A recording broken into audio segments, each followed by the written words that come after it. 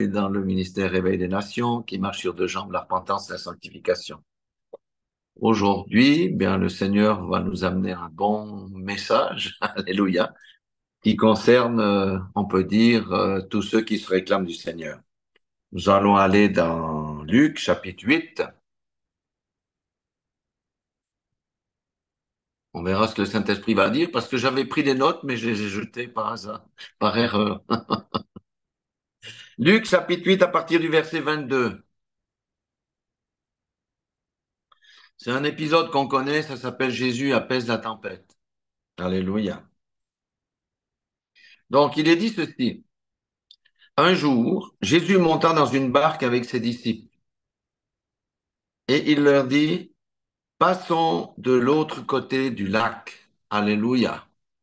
Il est question d'aller d'un endroit vers un autre. Il a donné un ordre. Alors, ce qu'il faut savoir, c'est que le lac, là, en l'occurrence, je crois que c'était le lac de Tibériade, c'est un lac qui est extrêmement vicieux, dans le sens où les eaux en général sont calmes, et quand la tempête se lève à cause des vents, il y a des tourbillons qui mettaient en danger les barques. Et dans Marc, il nous précise que c'était à la tombée de la nuit. Alors en plus, aller circuler sur ce lac la nuit, c'était quelque chose de très dangereux.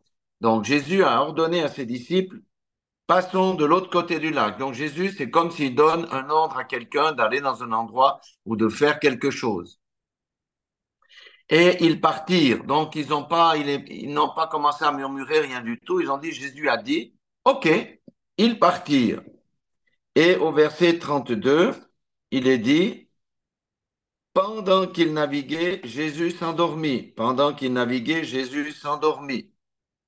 Bon, ça veut dire que Jésus ne parlait plus, Jésus ne faisait pas des gestes, Jésus n'était pas dans l'enseignement, Jésus était simplement endormi dans la barque. Vous savez que Jésus, c'était Dieu révélé dans la chair, mais il vivait dans un corps d'homme. Et il était certainement très fatigué parce qu'il s'endormit dans la barque. Alléluia. Un tourbillon fondit sur le lac. C'était ça que les pêcheurs expérimentaient et c'est ça dont ils avaient crainte, hein. La barque se remplissait d'eau et ils étaient en péril.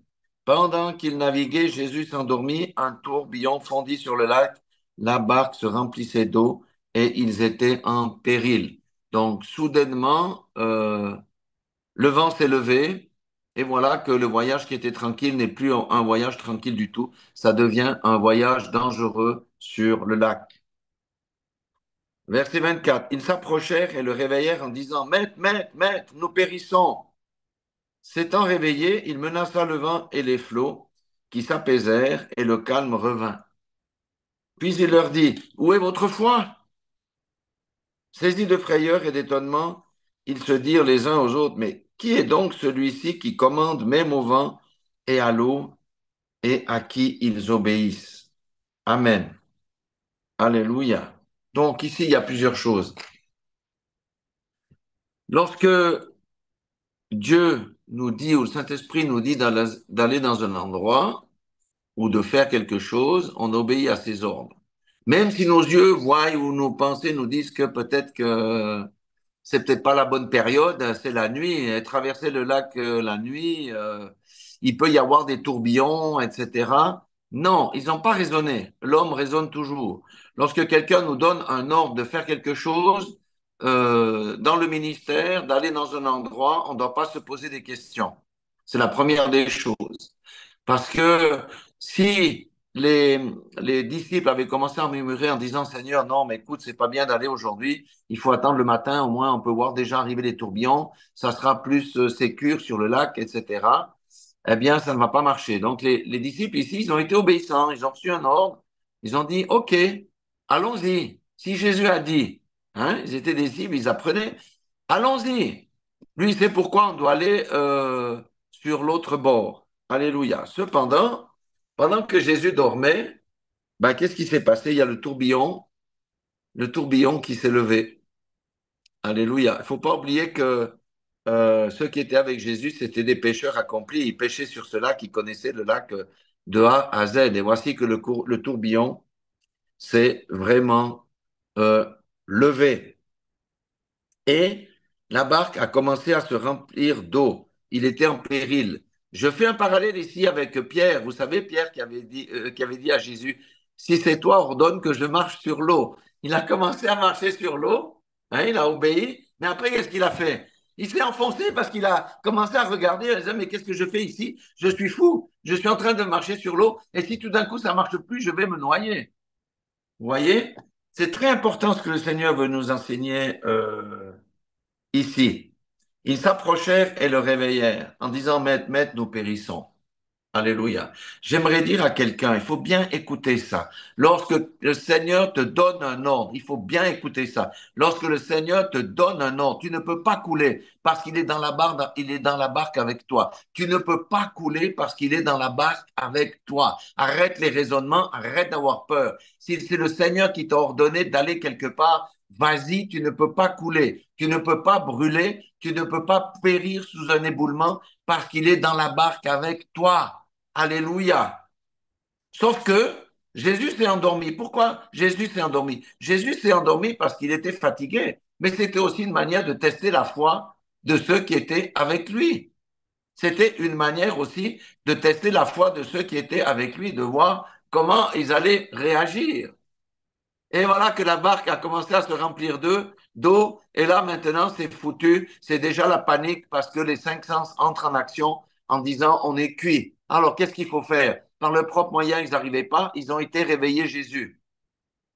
Et Jésus, qu'est-ce qu'il a fait? Il a menacé le vent et les flots s'apaisèrent et le calme revient. Et Jésus leur a posé la question, où est votre foi? Je suis avec vous. C'est moi qui ai donné l'ordre. Où est votre foi? Pourquoi vous revenez en arrière? Pourquoi vous avez peur? Où est votre foi? C'est le raisonnement qui amène l'incrédulité et qui tue la foi. C'est les raisonnements là qui ont tué leur foi. Ils ont été réveillés Jésus parce que Jésus était là. Et Jésus est avec nous. Jésus est avec nous. S'il nous dit d'aller au Congo, ben on ira au Congo. Même que c'est pas une place facile à aller et que c'est compliqué. On va commencer à raisonner. Oui, Tshisekedi, le président, les milices, s'il te dit va là-bas, je suis avec toi. Notre fille Viviane est allée au Congo. Elle est partie toute seule comme une grande dans l'avion. Il faut voir l'arrivée là-bas. Et pour sortir, c'est compliqué ce pays. Vous voyez ce que je veux dire? Mais nous avons Jésus dans notre barque, c'est ça qu'il nous dit. Dans les circonstances de ta vie, je suis toujours avec toi. Arrête de raisonner, arrête de murmurer, arrête de pleurnicher, je suis avec toi. Si je t'ai ordonné d'y aller, tu ne risques absolument rien. Ne regarde pas, ne tiens pas compte de ce que tes yeux voient, ne tiens pas compte de ce que tes oreilles entendent, ne te tiens pas compte de ce qu'on te raconte, etc. Qui est dans la barque avec toi? C'est moi qui suis dans la barque. Je suis le Dieu vivant. Si je vous ai ordonné de passer de l'autre bord, est-ce que la barque va couler sous les éléments ou bien? Non, la barque ne peut pas couler quand ça vient du Seigneur. C'est insubmersible. Sauf que le diable vient nous embêter avec les raisonnements. Les raisonnements entraînent la peur et on commence à raisonner et on commence à murmurer. C'est peut-être pas la bonne saison. C'est peut-être pas le bon moment pour moi d'y aller. Non, peut-être que je vais attendre dans 3 mois, la situation sera meilleure. Sauf que dans 3 mois, le train de la bénédiction est passé et tu auras raté ta mission. Donc le Seigneur nous dit, quelles que soient les circonstances de ta vie, qui est avec toi? Je suis avec toi. Ne crains rien. Ne promène pas des regards inquiets. Je suis avec toi. Ceci, c'est très important parce que Jésus avait une mission, hein, c'est d'aller à Gadara. Donc, ça dit que lorsque le Seigneur a quelque chose en vue pour toi, le diable va se dresser sur ses deux pattes comme un serpent pour t'effrayer parce qu'il veut t'empêcher d'aller accomplir la volonté de Dieu. Jésus devait aller à Gadara pour délivrer l'homme qui était infesté de démons. Il avait des centaines de démons en lui. En tous les cas, plus de 100 puisque c'était une légion. Donc, Jésus a parlé à la mer. Et les gens, ils ont dit, ah, il parle aux éléments, les éléments lui obéissent. Waouh, qui est cet homme? C'est le même Jésus qui nous a donné le pouvoir de marcher sur les serpents. C'est le même Jésus qui nous a donné le pouvoir de calmer la tempête. Alléluia. Là, il a montré que Jésus avait la maîtrise des éléments. Le même Jésus qui nous a donné l'autorité, est-ce qu'il nous a donné l'autorité sauf sur les éléments? Bien sûr qu'il nous a donné l'autorité sur les éléments. On a expérimenté ça, on a fait cesser la pluie déjà. Amen. Quand la tempête se lève, on peut ordonner à la tempête, oui, tu peux souffler comme tu veux, mais moi, ma voiture ne sera pas touchée. Moi, mon train ne sera pas touché. Moi, mon avion ne sera pas touché. Pourquoi? Parce qu'il nous a transmis l'autorité. Et pourquoi? Parce que Jésus est en nous. Alléluia. Saisis de frayeur et d'étonnement, ils se dirent les uns l'autre, qui est donc celui-ci qui commande même au vent et à l'eau et à qui ils obéissent? Les éléments sont soumis à qui? Sont soumis à Dieu. Les éléments ont été soumis à Jésus. Les éléments sont aussi soumis au Fils de Dieu. Mais si on a la pétoche, les éléments ne vont pas se nous soumettre à nous parce qu'on marche dans l'incrédulité. Amen. Si vous êtes perdu en montagne, laissez-moi vous dire, si vous êtes en montagne, ça j'ai eu expérimenté, hein, si vous êtes en montagne, vous êtes dans la haute altitude, hein, à plus de 2500 mètres, vous êtes sur une sorte de grande plaine, parce qu'il n'y a pas que des montagnes, il y a des vallées, il y a des plaines et il y a des pics là. Si vous êtes saisi par l'orage, et si vous commencez à paniquer, vous commencez à courir, vous allez être frappé dans l'orage parce que vous êtes un point d'attraction en étant debout sur cette vaste plaine où il n'y a pas de bâtiment, il n'y a pas d'arbres. Et la sagesse de Dieu, tu ne seras pas touché, qu'est-ce qu'il faut faire? Couche-toi et attends. Tu te couches, tu ne risques rien. Tu paniques, tu as la tête, comme le poulet à qui on coupe la tête qui court dans tous les sens. Tu cours dans tous les sens, tu vas être frappé par la foudre. Notre foi doit être exercée. Si Dieu permet, par exemple, que les éléments d'échange se déchaînent contre nous une fois qu'on est en balade ou qu'on est en voiture, qu'il y a la grêle, qu'on ne voit plus rien sur l'autoroute, il faut commencer à prendre autorité. Où est votre foi? C'est la question qu'il pose à la fin des temps. Vous avez entendu parler de moi. Où est votre foi quand l'ennemi se lève contre vous? Où est votre foi quand l'ennemi se lève contre vous?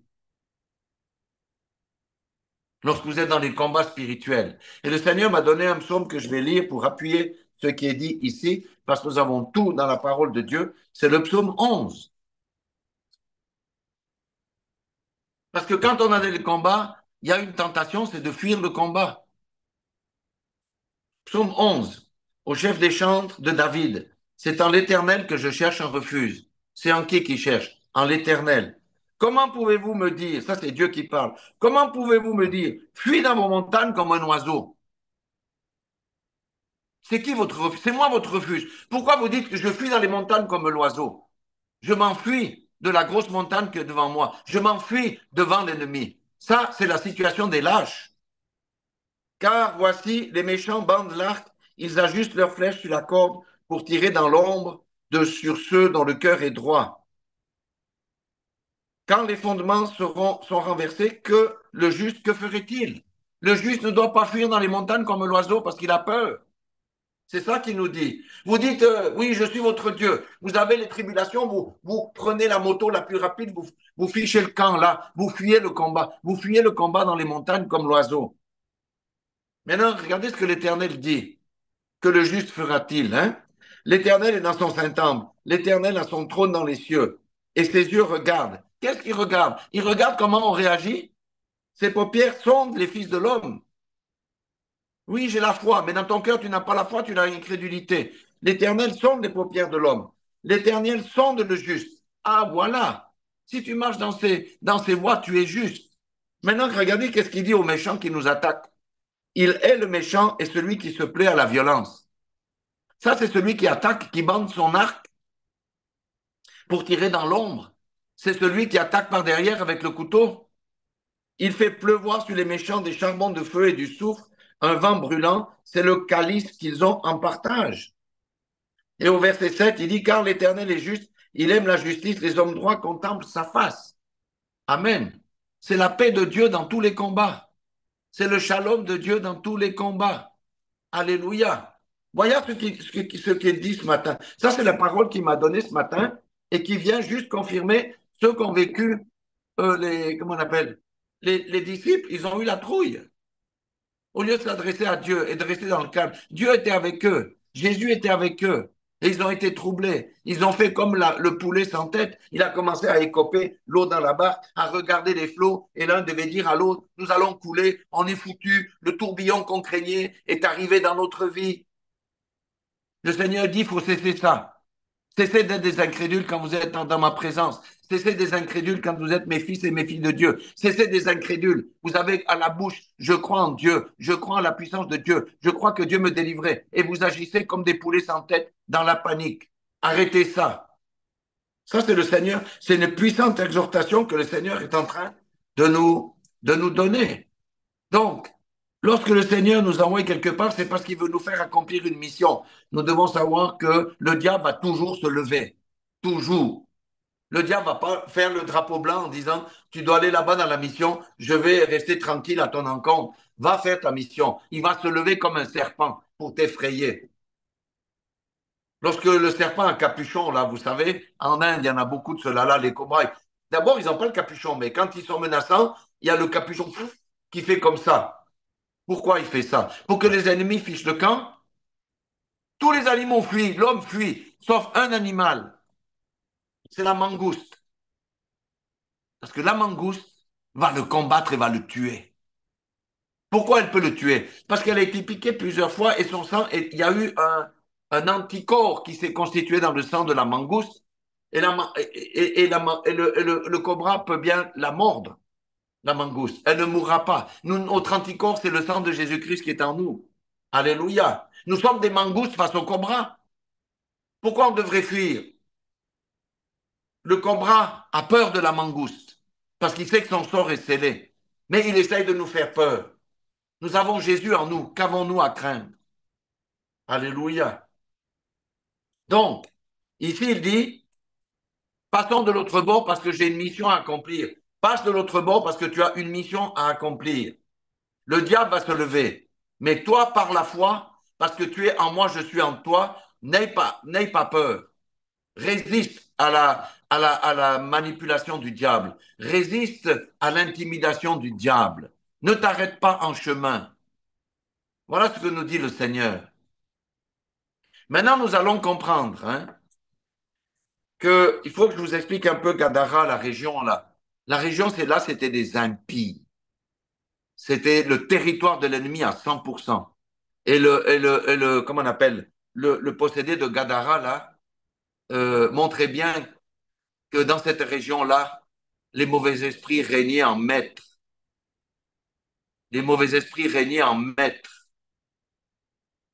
Alors, là où les territoires où il y a des mauvais esprits qui règnent en maître, comme au Bénin, si Dieu t'a pas envoyé, ne va pas sur le territoire de l'ennemi parce que Jésus n'est pas dans ta barque. Si t'as pas dit d'aller dans le territoire de l'ennemi, ne va pas dans le territoire de l'ennemi parce qu'à ce moment-là, tu pars seul. Il n'est pas dans ta barque. Et là, tu vas ramasser les coups.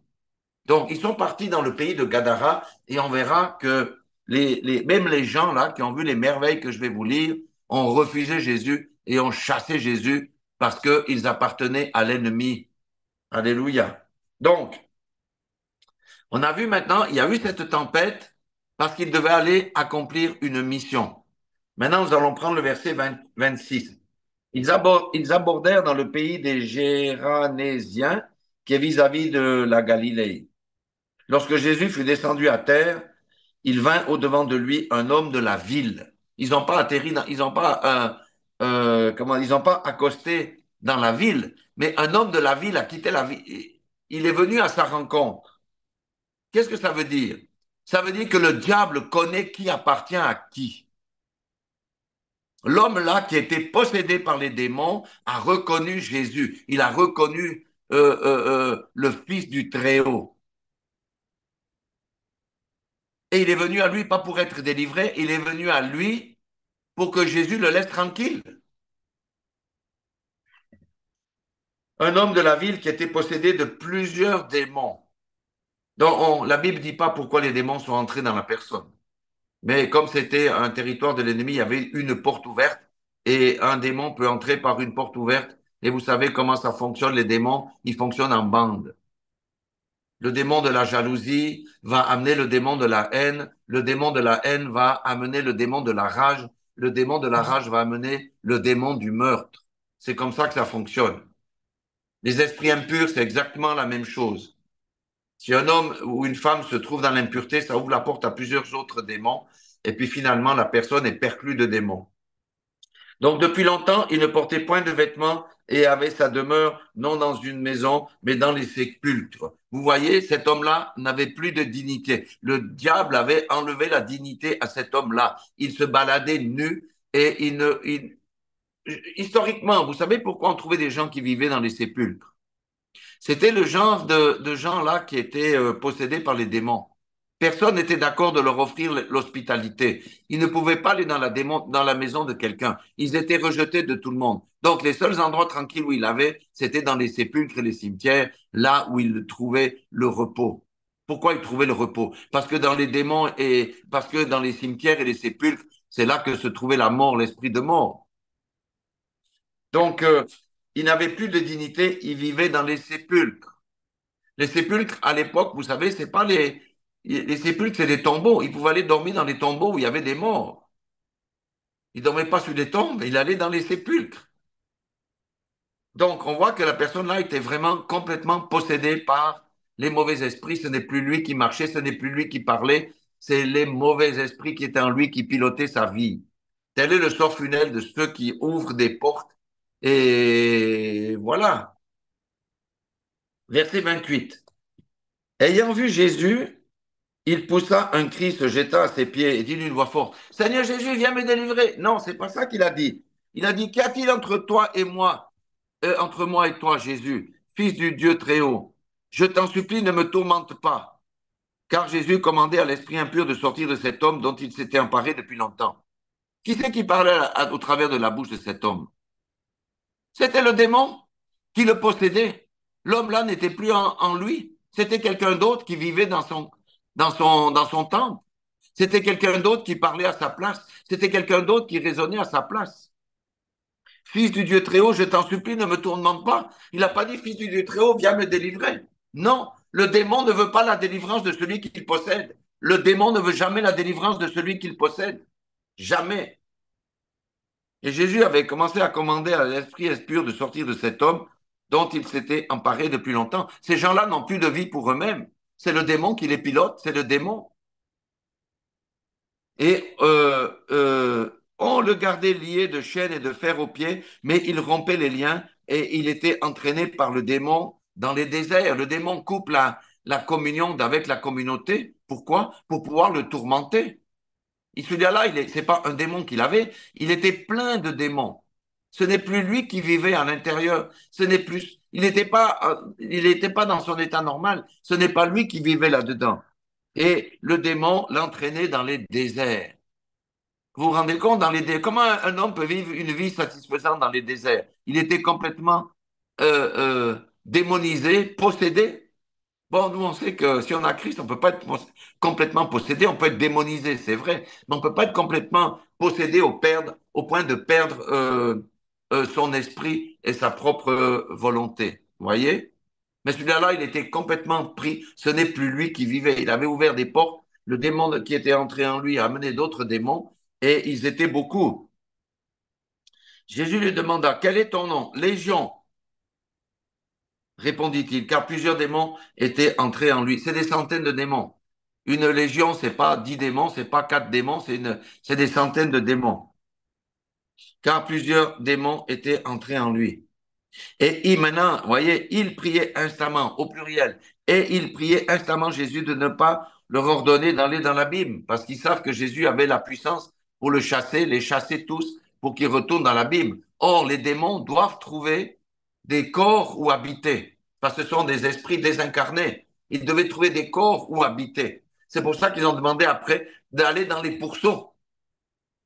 Parce que si le démon n'habite pas dans quelqu'un, il est dans la souffrance. C'est pour ça qu'il est dit quand quelqu'un vient au Seigneur, veillez-y que votre maison soit habitée par quelqu'un, qu'elle soit bien balayée et ornée. Sinon, il va revenir et il va prendre cet esprit plus méchant que lui pour venir y habiter. Et la situation de la personne est pire que celle de la première. Donc, verset 32. Il y avait là dans la montagne un grand troupeau de pourceaux qui paissaient. Et les démons supplièrent Jésus de leur permettre d'entrer dans ces pourceaux. Comme je l'ai dit, il leur permit. Maintenant, il y avait un juif là qui a fait la Bible, Chouraki. Chouraki, il explique que lui, il a une explication assez intéressante euh, qui explique ça. Il dit qu'il y avait une légion romaine, parce que vous savez qu'à l'époque, tout le pays était, la Judée, la Samarie, tout ça, la Galilée, ils étaient occupés par les Romains. Et c'était des légions qui étaient dans ces zones-là. Et lui, il dit qu'à l'époque, l'emblème de la légion qui était dans cette région, c'était le cochon, le pourceau. Donc, c'est pour ça aussi que les gens ont eu peur. Mais j'ai aussi vu quelqu'un qui dit que, en fait, les pourceaux, c'était un troupeau de 2000 pourceaux, je crois qu'il est dit quelque part dans la parole. C'était un grand troupeau. Hein? C'était aussi une punition des habitants qui allaient rejeter Jésus parce que les habitants étaient mauvais. Il a touché à leur porte-monnaie. Un troupeau de 2000 pourceaux. Vous vous rendez compte la somme que ça représentait, ça? Un troupeau de 2000 pourceaux. C'était une fortune fantastique qui est partie dans la mer. Donc, donc Jésus leur permit de sortir et d'aller dans les pourceaux. Verset 33, les démons sortirent de cet homme, entrèrent dans les pourceaux et le troupeau se précipita des pentes escarpées dans le lac et se noya. Verset 34, ceux qui les faisaient paître, voyant ce qui était arrivé, s'enfuirent et répandirent la nouvelle dans la ville et dans les campagnes. Et les gens allèrent voir ce qui était arrivé. Ils vinrent auprès de Jésus et ils trouvèrent l'homme de qui étaient sortis les démons assis à ses pieds, vêtu et dans son bon sens. Quand on voit quelqu'un, vous savez, quand vous connaissez quelqu'un qui a été possédé comme ça, même sa famille, ils ne pouvaient plus rien pour cet homme-là. Ils avaient essayé de le lier de chaînes et de choses, mais il rompait toujours les liens. Quand on voit que la personne maintenant est à nouveau une personne normale, bien dans sa tête, comme il était avant, quelle devrait être la réaction? Mais une réaction de joie? Oh, c'est fantastique, notre ami, le fils de tel et tel, et il était possédé des mauvais esprits, il est revenu dans son bon sens. Oh, quelle joie! C'est ça qu'on devrait avoir comme réaction. Mais quelles furent leurs réactions? Ils furent saisis de frayeur. Donc ils ne se sont pas réjouis, ils ont eu peur. Verset 36, ceux qui avaient vu ce qui s'était passé leur racontèrent comment le démoniaque avait été guéri. Au lieu de se repentir, au lieu d'accepter l'évangile, ils ont durci le cœur. Ils ont vu les œuvres de Dieu, mais n'ont pas considéré les œuvres de Dieu. Avant Jésus, il a montré aux disciples qu'ils pouvaient maîtriser les éléments. Et c'est ce qu'il nous dit aujourd'hui, je vous ai donné le pouvoir. D'accord? Maintenant, ils ont vu Jésus qui a maîtrisé l'invisible. Il n'y avait aucun démon avant Jésus qui a été chassé. Même les prophètes les plus puissants n'ont jamais chassé de démons. Élie, il a fait descendre le fleuve du ciel, il a fermé le ciel. Mais aucun démon n'a été chassé dans l'Ancien Testament. En tout cas, je n'ai jamais vu un témoignage que les prophètes avaient chassé les démons. Donc lui, il a maîtrisé l'invisible. Il a maîtrisé le royaume des ténèbres. Le royaume des ténèbres, c'est le royaume qui se cache. Satan se cache parce qu'il ne veut pas qu'on le découvre. C'est pour ça qu'il est invisible. Il fait son œuvre dans l'ombre pour pas qu'on le découvre. C'est que Dieu qui dévoile les œuvres de Satan pour qu'on puisse les détruire. Mais Satan, c'est le maître du camouflage. Vous voyez? Et maintenant, regardez le verset 37. Tous les habitants du pays des Géranésiens prièrent de Jésus de s'éloigner d'eux. Tous les habitants, il n'y en a pas un qui s'est repenti, il n'y en a pas un qui a reconnu la main de Dieu, il n'y en a pas un qui s'est prosterné devant lui. Zéro, tous, c'était le territoire de l'ennemi. C'était le territoire qui renonçait, qui rejetait la parole de Dieu. C'était le territoire, même devant l'évidence de la puissance du Fils du Très-Haut, l'on rejetait. C'était le territoire de l'ennemi. Et Dieu a dit à quelqu'un, ne va pas sur le territoire de l'ennemi si je ne t'ai pas envoyé parce que tu vas te faire avaler. Ne va pas sur le territoire de l'ennemi, sauf si je t'envoie parce que tu vas te faire avaler. Les gens ont rejeté Dieu. C'est le territoire de... Quiconque rejette Dieu, quiconque rejette la bonne nouvelle, c'est le territoire de l'ennemi. Tous les habitants des Généraziens, là, j'ai la peine ailleurs, c'est dit les Gadariens, prièrent Jésus de s'éloigner d'eux, car ils étaient saisis d'une grande crainte. Ils ont eu la peur, mais ils ont eu la peur parce que Jésus pouvait encore détruire des troupeaux. Ils n'ont pas eu la peur parce que c'était le Fils de Dieu. Ils ont dit, toi, on ne te veut pas, va loin, laisse-nous tranquille. On est bien avec nos démons, on est bien avec nos démons, on est bien avec notre vie de démons. Oui, on apprécie les démons. Qu'est-ce que tu viens nous déranger ici? On ne veut pas que être délivré. On refuse la délivrance. C'est ça, tous. Il a dit, moi, j'ai souligné ça, tous, ceux de la ville là, tous, ils ont renié Jésus. Tous ont rejeté Jésus parce qu'ils ne voulaient pas être dérangés dans leur misère. Ils ne voulaient pas être délivrés. Ils étaient bien avec les démons qui étaient entrés dans leur vie. Jésus monta dans la barque et s'en retourna. Jésus a dit, ben, puisque vous m'avez refusé, vous avez franchi la ligne rouge, vous avez vu les témoignages de vos frères, de vos sœurs. Et mais c'est la même chose aujourd'hui. Les gens voient les témoignages de Dieu dans nos vies, mais ils ferment leur cœur. Ils sortent, ils le rejettent. Ils franchissent la ligne rouge et ils deviennent le territoire de l'ennemi. Et ils ouvrent la porte à des démons. Et plus les démons entrent, moins ils seront sensibles à la voix de l'esprit. Et ils ne pourront pas être délivrés parce qu'ils ont pris un choix personnel de servir d'autres dieux. Vous savez, j'ai vu Céline Dion. Vous connaissez Céline Dion tous? Ouais. Cette femme, elle vit dans la panique et les angoisses aujourd'hui. Je l'ai vue. Et les médecins étaient autour d'elle. Oh. Quand tu vois la Céline Dion là, qui est couchée là, tu sais elle est remplie de mauvais esprits qui sont en train de la tourmenter. Et ils ne savent pas comment faire. Elle a des grands spasmes musculaires. Mais pourquoi? Parce qu'elle a eu sa carrière. Elle a eu ses centaines de millions de fans. Elle a ouvert la porte à des démons et les démons maintenant lui disent, tu as eu ta part, maintenant laisse-nous te tourmenter pour qu'on ait une autre part. Elle n'est plus que l'ombre d'elle-même, cette femme-là. Elle a servi le diable. Comment le diable récompense ceux qui l'ont servi? À un moment donné, il dit, je t'ai donné, maintenant c'est mon tour de faire mon festin. J'ai vu une grande prêtresse du yoga aux États-Unis, une grande prêtresse, une blanche, hein. Elle a fait le yoga pendant 30 ans. Un jour, elle était à la salle de bain en train de se préparer le matin. Il y a une voix qui est sortie de sa bouche qui a dit, bientôt tu viendras avec moi dans la Bible, ton temps est arrivé. Et un esprit de mort est entré dans elle. Elle a commencé à vouloir se suicider, se jeter sous les trains.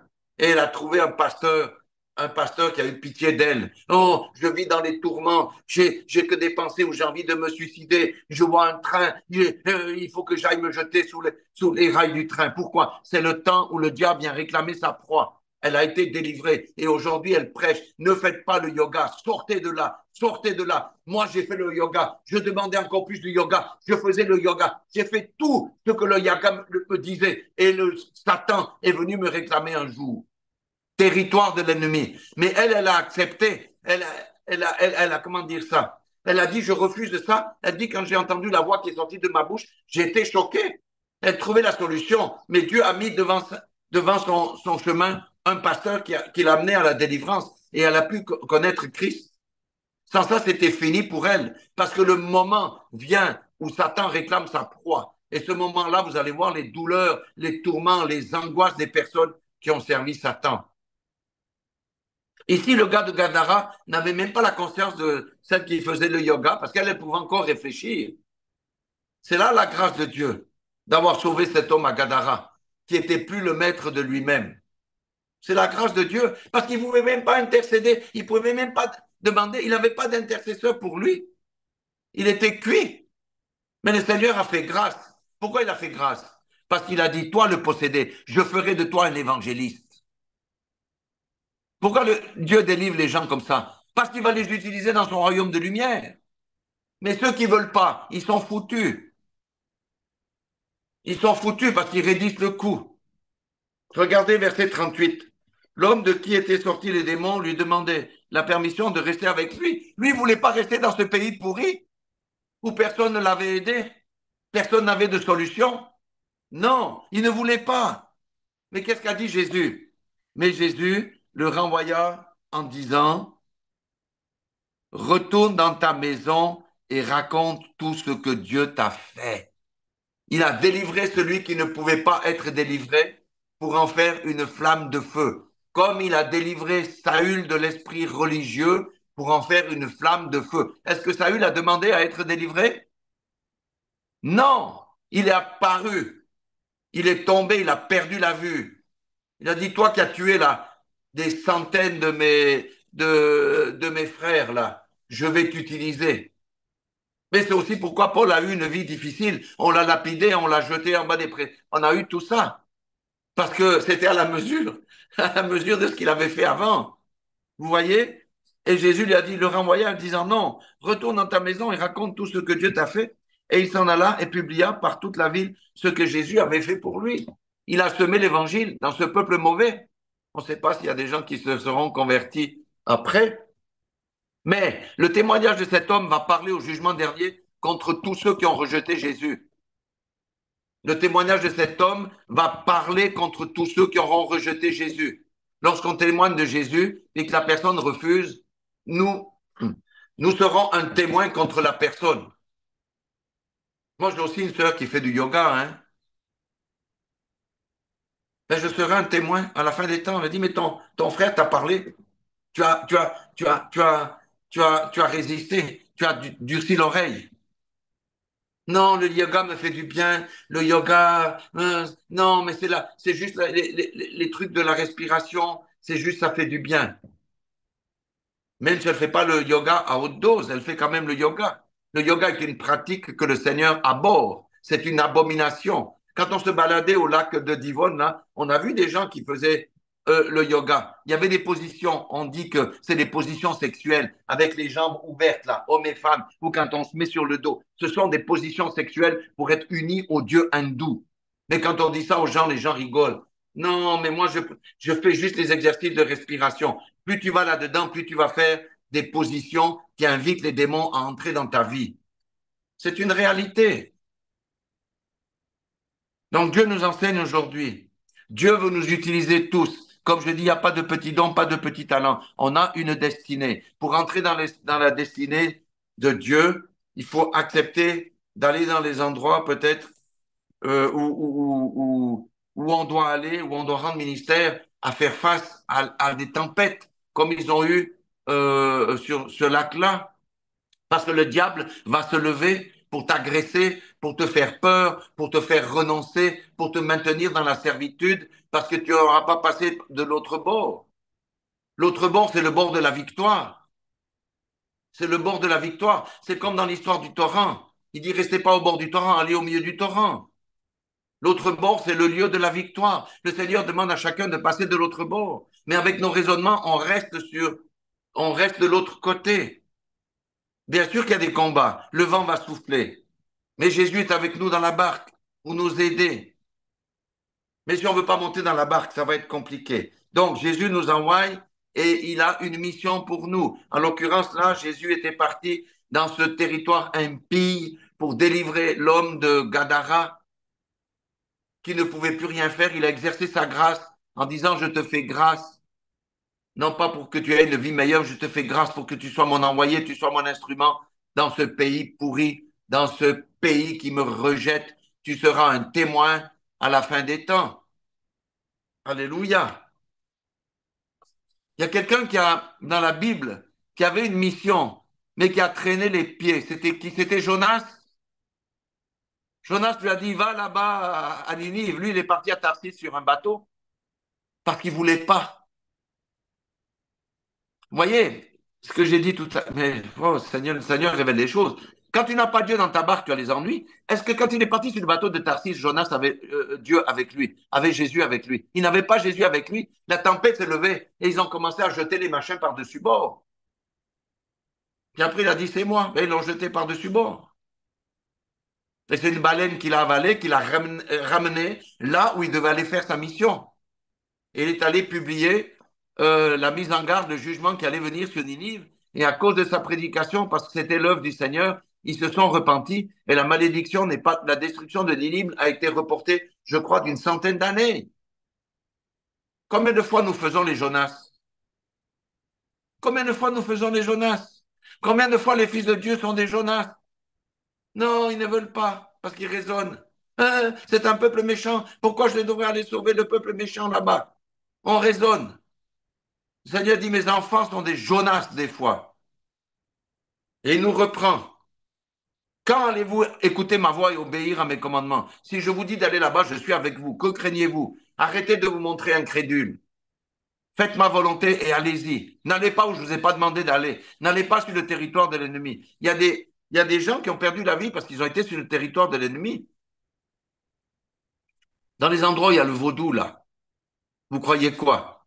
Ils vont dans les endroits où il y a l'ennemi, là, des villages qui sont consacrés à l'ennemi. Toi, tu vas dire, tu vas pas consulter Dieu, tu vas aller là-bas pour évangéliser. Mais tu vas être le sandwich des sorciers.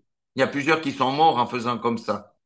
Donc, le territoire de l'ennemi. Je me rappelle le premier pasteur que j'ai connu au Bénin, quand on allait en voiture, il m'avait montré, je ne me rappelle plus le nom du village, il m'a dit là, ne va jamais si Dieu ne t'a pas envoyé, parce que tu vas mourir. Parce que c'est le territoire de l'ennemi. Et quand tu vas sur le territoire de l'ennemi, le diable t'attend. Hein. Il dit, mais toi, tu es venu sans ta protection, la protection de Jésus. Tu es venu sans ta protection sur le territoire. Hein? Qu'est-ce que je vais te faire? Je vais te couper la tête, c'est tout. Parce que tu n'as pas la protection. Dieu ne t'a pas envoyé ici. Donc le Seigneur nous dit de faire attention aussi où nous mettons les pieds. Et nous voyons qu'il y a des endroits où nous irons, nous allons prêcher, nous allons témoigner, mais les gens vont te rejeter. Moi, je suis bien avec mes démons. Moi, je suis bien avec ce que je fais. Tu es jugeant. Tu es en train de me juger. Moi, je connais aussi Jésus. Mais de l'autre côté, tu adores un autre Dieu. Nous devons faire attention.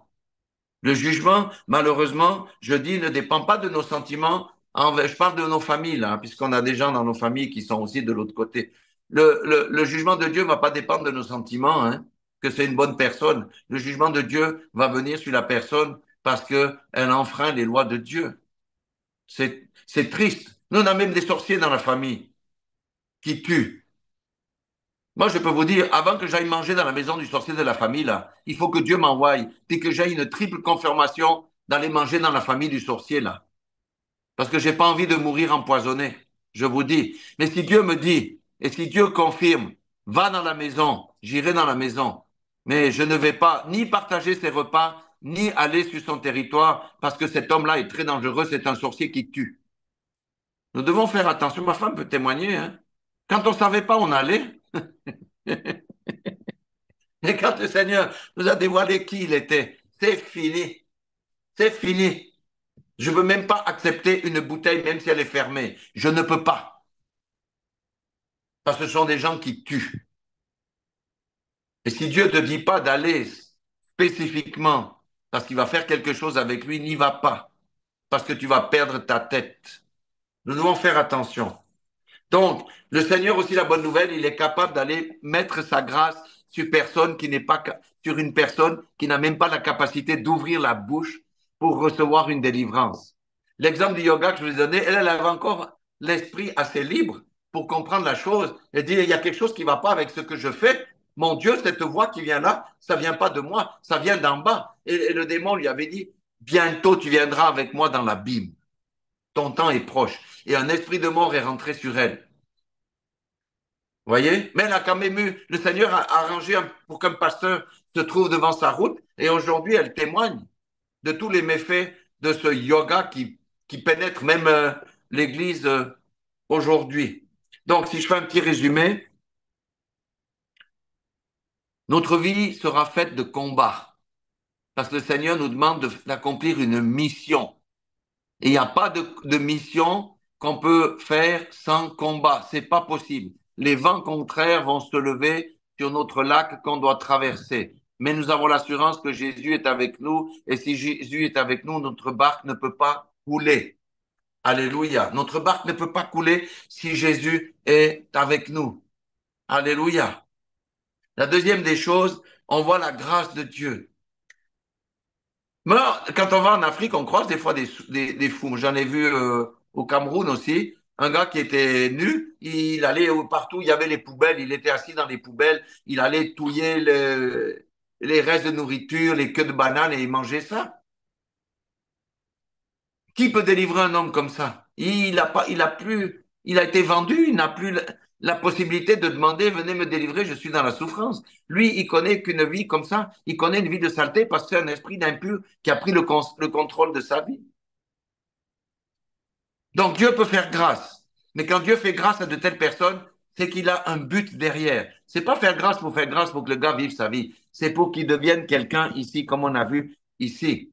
À Jonas, il l'a sorti de la gueule du poisson parce qu'il a dit, toi, mon fils Jonas, tu es un prophète, tu vas accomplir ta mission. Et à celui de Gadara, il a dit non, non, non, viens pas avec moi. Là, vous voyez, le gars de Gadara il dit, mais moi, je veux aller avec l'homme, je veux être avec l'homme qui m'a délivré, je veux avec l'homme qui m'a sorti des tombeaux, qui m'a sorti du malheur. Jésus a dit non, va et témoigne dans cette génération-là, va et témoigne au milieu de cette génération-là. Et on a vu, rappelez-vous, que le diable essaie toujours de vous faire peur. Toujours. Il essaie de faire ce qu'on a vu dans le psaume 11 pour que nous fuyions comme l'oiseau dans les montagnes et que nous refusions d'affronter la réalité. C'est la fuite. J'ai peur, je me casse. J'ai peur, je fuis. Le Seigneur dit non. Je répète encore ici au psaume 11. Le Seigneur fait un reproche, il dit, mais comment pouvez-vous dire fuis dans vos montagnes comme un oiseau? Il sait que les méchants bandent l'arc. Ils ajustent leur flash sur la corde pour tirer dans l'ombre de ceux dont le cœur est droit. Il sait, il a vu ça. Mais il dit au verset 3, il pose la question, et ce qu'il dit, ne va pas dans les montagnes, ne fuis pas. Tu n'es pas un oiseau pour fuir. Parce que moi, je suis dans mon saint temple. J'ai mon trône dans les cieux, et mes yeux regardent, et mes paupières sondent les fils de l'homme. Et je sonde le juste. Puis après, il dit ce qu'il va faire au méchant.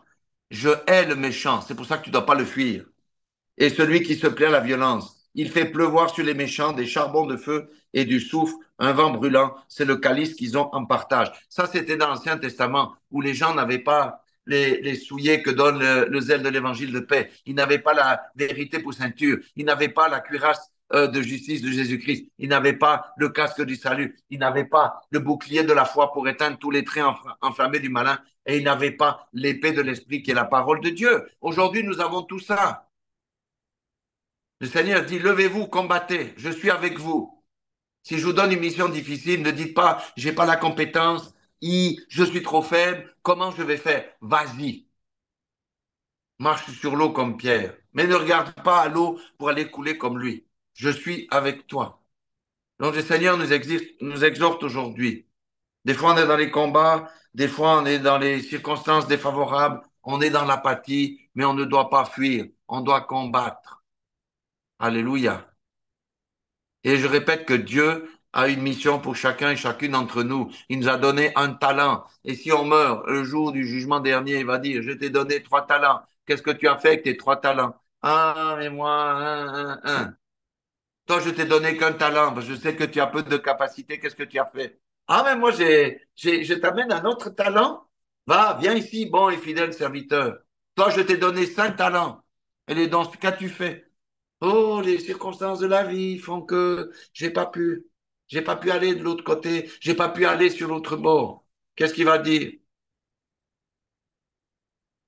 Viens ici, fidèle et bon, méchant serviteur, va là dehors où il y a les pleurs et les grincements dedans. Nous sommes dans les temps où chacun doit se réveiller par rapport aux grâces que le Seigneur nous a données pour les mettre en pratique. Et si Dieu nous parle comme ça aujourd'hui, vous voyez, j'avais pris mes notes, hein. J'avais fait des tas de notes. J'ai pas mis. Ce matin, je disais, mais où sont mes notes? Je les ai déchirées hier, je les ai mis à la poubelle. Je les ai mises à la poubelle. J'ai dit, bon, Saint-Esprit, je te fais confiance, j'ai plus mes notes. Vous voyez comment Dieu fait les choses. Il faut savoir se lancer. Voilà, c'est tout. Voilà, que le Seigneur nous fasse du bien, qu'il nous rende forts, qu'il nous rende la force. Hein, que tous les Jonas que nous sommes maintenant, on arrête d'être des Jonas et puis qu'on fasse le boulot que le Seigneur nous demande de faire. Alléluia. Et il est avec nous. Jonas n'a pas été tué là-bas quand il a annoncé la parole de Dieu, hein. Ils se sont convertis. Pourquoi? Parce qu'il a accompli la mission que Dieu lui avait annoncée. et la mission que Dieu lui avait dit de faire a porté du fruit parce que c'était la mission de Dieu. Ne faisons pas les missions que Dieu ne nous a pas demandées. N'allons pas sur le territoire de l'ennemi où Dieu ne nous a pas envoyés. Contentons-nous de faire un pas après l'autre, de dire Seigneur, tu veux que j'aille où? Tu veux que je fasse quoi? Alléluia. Tel est ce message de ce jour. Je crois que le Seigneur nous secoue un peu, mais c'est pour notre bien parce qu'on est tous dans la même barque. La question, c'est maintenant, je veux être dans la barque, dans ma barque avec Jésus, je veux qu'il soit dans ma barque. C'est tout. Et si j'ai été un peureux, je ne suis plus un peureux. Si j'avais des doutes, je travaille ma foi. Voilà. Soyez tous bénis dans le nom puissant de Jésus-Christ de Nazareth et que le Seigneur nous vienne tous en aide. Je crois que si le Seigneur nous parle comme ça, c'est parce qu'il nous aime et il veut que nous allions plus loin. Gloire à Dieu. Excellent dimanche à vous toutes et tous.